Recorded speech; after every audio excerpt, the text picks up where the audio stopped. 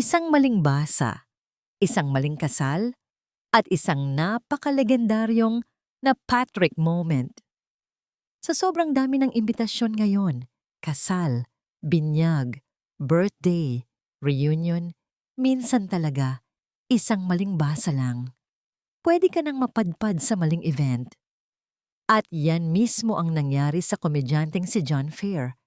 Sa kasalang akala niya ay kay Mikoy Morales na. Ayon sa viral post ni Mikoy Morales, ikakasal pa lang talaga siya sa March. Pero sa invitation, may nakasulat na, "Please RSVP on or before January 3." Ang problema, January 3 lang ang nabasa.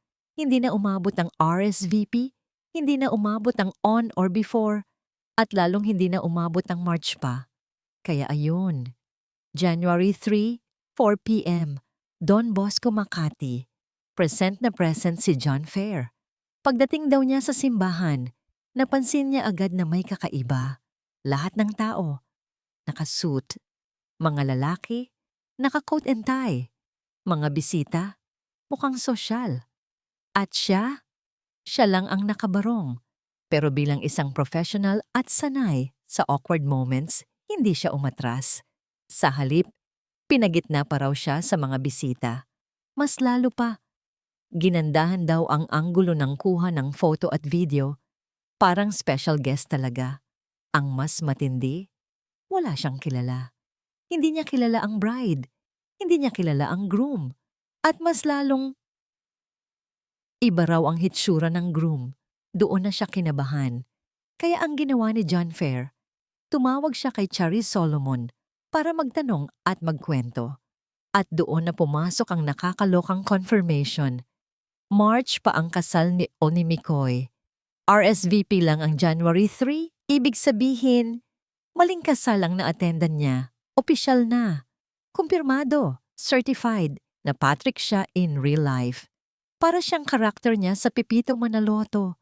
Yung tipong confident ka pumasok sa eksena, tapos biglang mapagtatanto mo. Teka, parang hindi ako dapat nandito.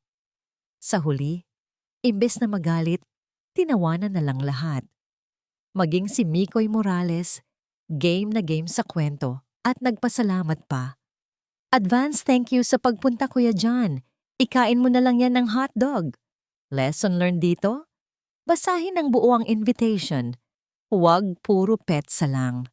At kung may RSVP, siguraduhin hindi kasal ang pinupuntahan mo, kundi confirmation lang pala.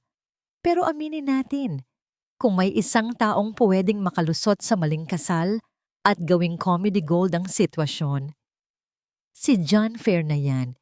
Isang maling basa, isang maling simbahan, pero isang napakasayang kwento na naman para sa internet.